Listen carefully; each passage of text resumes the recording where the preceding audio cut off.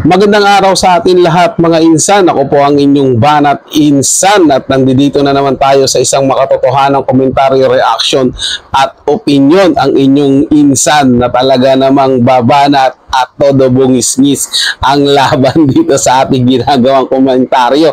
Mga insan, no, magandang araw sa atin muli. At sa mga hindi pa nakapag-subscribe dito sa ating channel, huwag niyo po sanang kalimutan na mag-subscribe at i-hit ang notification bell para lagi po kayong ma-update pag may mga bago tayong mga video. So eto na nga mga insan, dahil tila ba kinakamalalo yung mga kumakalaban at nagpahirap kay BP Sara Duterte. Naalala niyo yung hearing na ginawa nila Kimbo noon?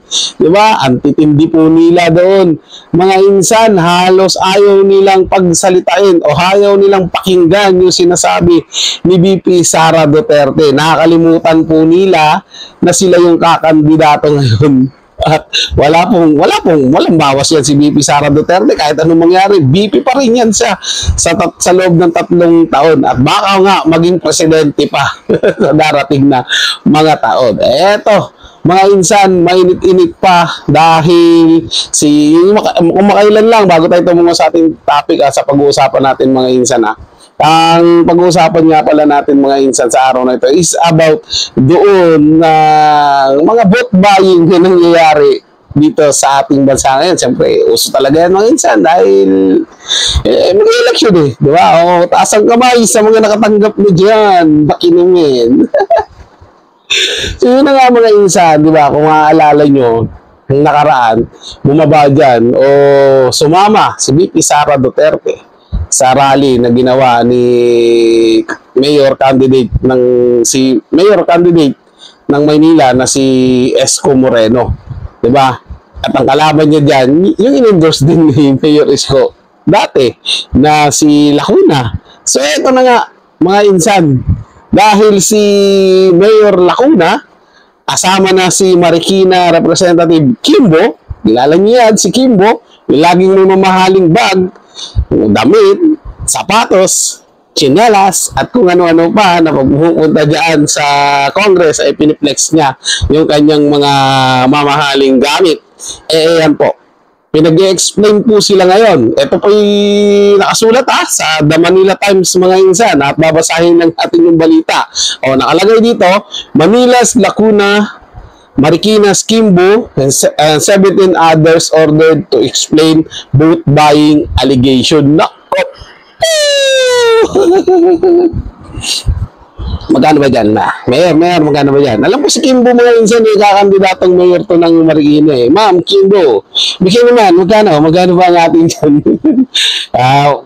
Ito, insan, yan po yung headlines at ito po yung, basahin natin yung pinaka nilalaman ng balita. So ito nga, Manila Times, the Commission on Election, COMELEC, medyo English to mga insan, pero subukan natin may sa Tagalog, medyo masusubukan talaga yung natatagong English natin So ito na, ulitin natin mga insan, Manila Times Manila, Philippines, the Commission on Election, COMELEC, through its task force kontra Bigay, issued show cause order to 6 mayoral candidates including Manila's Hani Lacuna and 11 other local aspirants for possible violation of election laws including alleged vote buying and misuse of government resources during their campaigns. Yes! Parang sinasabi dito mga insan na naglabas daw ng show cause order ang Commission on Election at pinagpapaliwanag sila patungkol dito sa posibleng vote buying at maling paggamit ng kanilang government resources o yung pag-aari o yung kayamanan, kaba ng bayan o gobyerno, di ba? Sa kanilang pangangampanya. Ako po, sana tama yung ating pagda-translate sa Tagalog. Ngayon naman mga insan, ito yung sinasabi ko sa inyo, pinagpapaliwanag sila Mayor Lacuna at itong si Kimbo mga insan doon sa alleged vote buying nga daw. So, Marami pa yan sila, 11 po yan. At halos sa karamihan dito sa nagbo-vote buying mga insan, ito yung mga kumalaban sa mga Duterte at kumampi kay BBM. So kung malakas sila, power, bakit kailangan pa ng vote buying? Natatakot naman sila dahil gumalaw na si VP Sara Duterte at talaga namang kinakampanya yung mga kanyang mga kaalyado. So tuloy natin yung pagbabasa mga insan.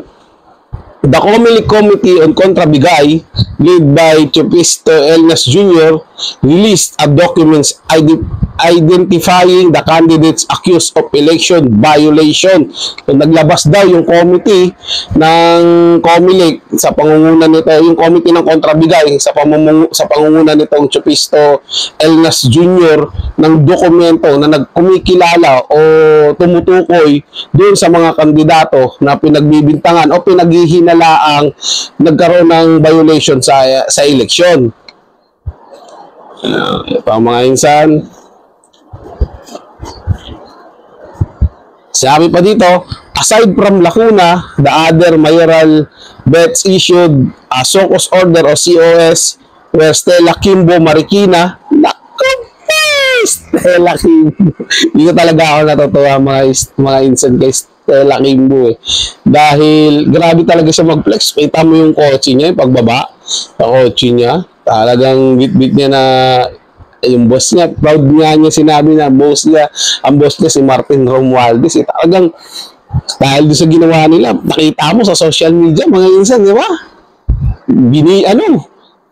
Pinicture yung mga mamahalin niyang bag, sapatos, aprilo. Grabe, antitindi ng presyo. Samantalang dati po siyang teacher mga insan at nagta-tricycle lang. Sobrang low level siya ngayon. Napaka-higher class na mga insan. Tinanong siya, ma'am, saan po galing yung kayamanan at bakit bigla kayong yumaman? Walang sagot. Ma'am Stella, hindi ko po kayo pinagbibintangan. Baka lang.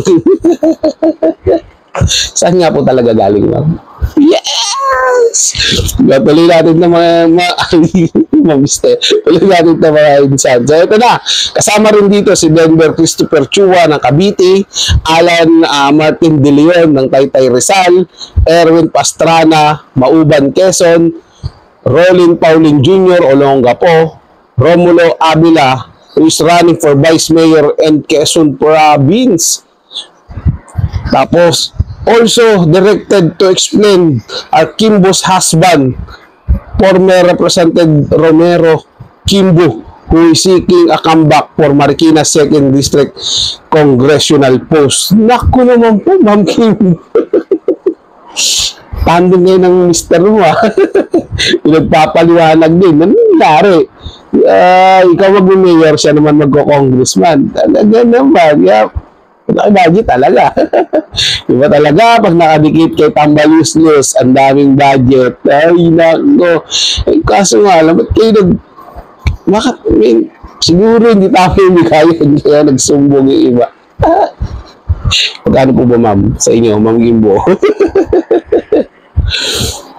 Grabe, no? District Marikina 2nd District Congressional. Ito nga po yung kakandidato ulit ni Mr. ni Romero Kimbo. Sara Rose Lara and Danilo Fernandez,